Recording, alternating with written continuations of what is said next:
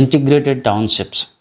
CM Revanth Reddy కొత్తగా అధికారంలోకి వచ్చిన తర్వాత ఇంటిగ్రేటెడ్ టౌన్‌షిప్, తర్వాత మరీ ముఖ్యంగా ఓఆర్ఆర్, ట్రిపుల్ ఆర్ ఈ మధ్య జోన్‌కి ఇంపార్టెన్స్ ఇస్తున్నట్టుగా మనకు తెలుస్తూ ఉంది. అయితే ఇదివరకున్న వీడియోస్‌లో నేను మీరు రెసిడెన్స్ పర్పస్ అయితే ఓఆర్ఆర్ లోపు తీసుకోండి, ఇన్వెస్ట్మెంట్ పర్పస్ అయితే ఓఆర్ఆర్, ట్రిపుల్ ఆర్ మధ్యలో తీసుకోమని కూడా నేను చెప్పాను. ఒకవేళ ట్రిపుల్ ఆర్ ఏరియాలో డిస్కౌంట్ ప్రైస్లో వస్తే తీసుకోండి తప్ప నార్మల్ మార్కెట్లో ట్రిపుల్ ఆర్ జోన్లో తీసుకోవద్దని కూడా నేను మీకు చెప్పాను. అదేవిధంగా సెలెక్టెడ్ ఏరియాస్లో కొన్ని మంచి జోన్స్లో ఇంటిగ్రేటెడ్ టౌన్షిప్ థీమ్తో వచ్చిన కొన్ని ప్రాజెక్ట్స్ని కూడా నేను సెలెక్ట్ చేయడం జరిగింది. ఆ ప్రాజెక్ట్స్లో మనం ఇన్వెస్ట్మెంట్ చేయడం వల్ల మన యొక్క ఇన్వెస్ట్మెంట్ స్టేబుల్గా ఉంటుంది అండ్ లాంగ్ టర్మ్లో ఒక రకమైన మినిమం గ్రోత్ని అయితే మనం చూస్తాము.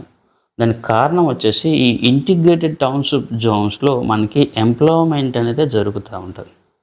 చాలా వరకు ఇప్పుడు హైదరాబాద్లో కొన్ని ఏరియాస్లో ప్లాట్ సేల్స్ అయితే బాగా ఎక్కువగా జరిగిపోయాయి, కానీ అక్కడ ఎటువంటి ఎంప్లాయ్మెంట్ లేదనమాట. ఏదైనా ఇంటిగ్రేటెడ్ టౌన్షిప్ కానీ లేదంటే ఒక క్లస్టర్ అనుకోండి, అక్కడ డెఫినెట్లీ ఒక మ్యానుఫ్యాక్చరింగ్ హబ్ కానీ ఒక ఎంప్లాయ్మెంట్ జోన్ అనేది ఉండాలన్నమాట. ఎప్పుడైతే అక్కడ ఎంప్లాయీస్ పెరుగుతారో, రెసిడెన్షియల్ ఫ్లో అయితే ఉంటుందో అక్కడ ఆటోమేటిక్గా రియల్ ఎస్టేట్ అనేది స్టేబుల్గా ఉంటుంది, ఒక ఫిక్స్డ్ రిటర్న్ అయితే ఇస్తూ ఉంటుంది. దీనికి సంబంధించి మన ఛానల్లో మరికొన్ని వీడియోస్ అయితే నేను షేర్ చేస్తూ ఉన్నాను.